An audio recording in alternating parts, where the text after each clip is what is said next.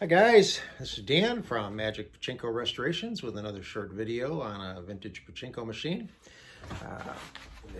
Rearranged a little bit. On a recent trip to Chicago, my daughter's boyfriend gave me a really nice touchscreen monitor, and I've used the logo as my background. So now it's pretty easy for me to go online right out in the workshop and check on things. So certainly any comments, questions, anything like that are going to come right in there now, and I can immediately answer you. So if you've left me a phone number, please look for the 585 area code calling you back. I will do that right away.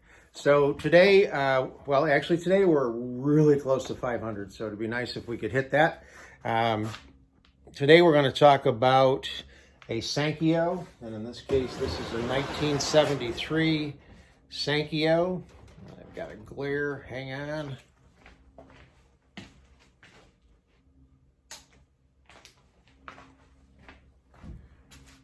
Okay, good, no glare. 1973 Sankyo. As you know, with Sankyos, they do the playfields right on the like a Formica hard surface. So these are not susceptible to fading and water staining like some of the other, most of the other machines that use a paper background.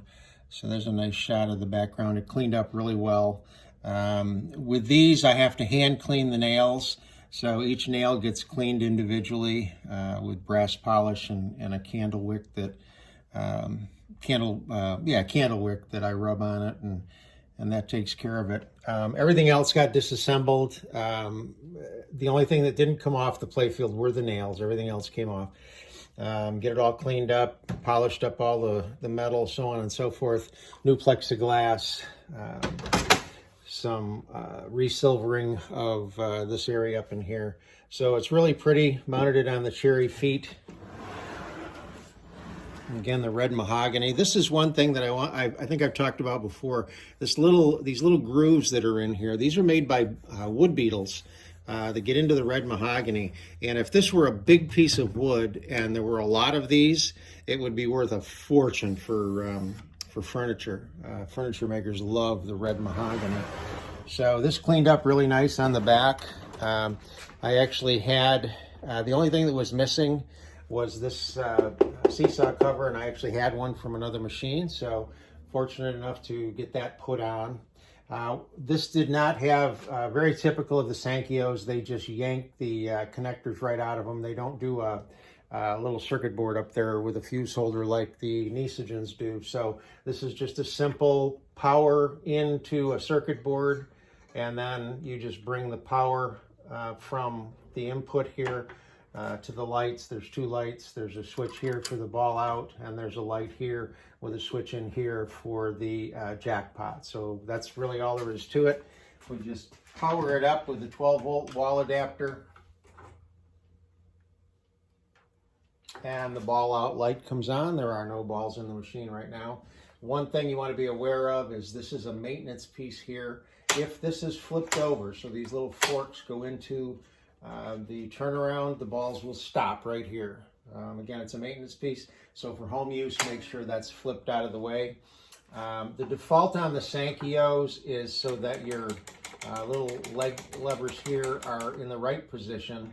If you push over on this, it allows these to swing down and let all the balls dump out. That's how you empty the machine of pachinko balls. But you want it so that these are caught in this position so the balls run across and into the jackpot chamber. The other thing is the seesaw. Now that it has the cover on it, you can't get in there and tip the seesaw, so the little plunger is right down here. And if the seesaw is tipped down, you just plunge it up. So those are the two things, actually three things, 1, 2, 3 that you want to be aware of before you put any pachinko balls in the machine. So the next step is to take a handful of pachinko balls, drop them into the upper hopper.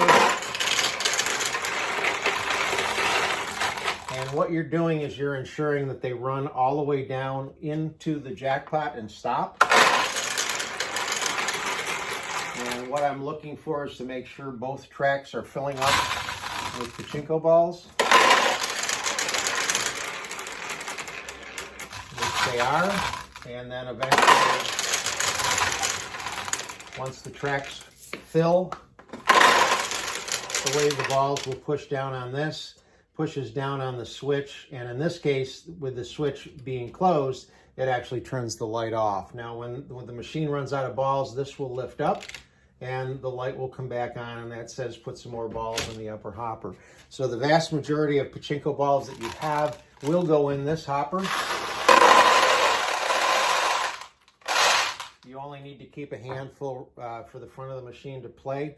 You will need some sort of a catch box that fits between here where the losing balls come out and here where the winning balls come out. So you want something at least this wide to catch those balls. It can be anything.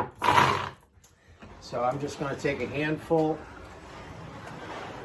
swing the machine back around. We'll bring this in a little closer so we can get a really good view of it in action. And you're going to load your balls as the player in the upper tray. And this won't fire a ball the first time. It takes one round to get the ball in, and then it will start to fire balls. Now, I've got this set so that you can pretty much go all the way down and let go. It will come over and hit the bumper. If you release it with just a little less pressure, you can keep it on the left side of the machine.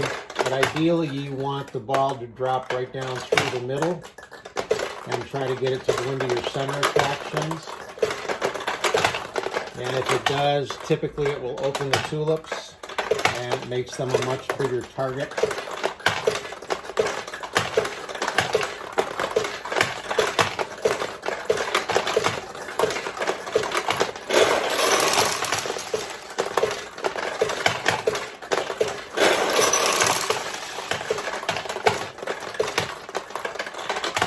So there you saw the ball actually went in the closed tulip and opened it. And then another ball went in and closed it up again. You can also see the level of the balls right up in here. As they come out here, you'll see the level drop, and eventually the light will turn on, and the light is right here. That lets you know you're out of balls. If you do get too many balls in here, you can just press over.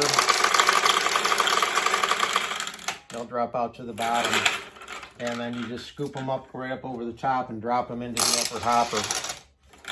So that's this is a 1973 Sankyo. See if we can get a couple more wins.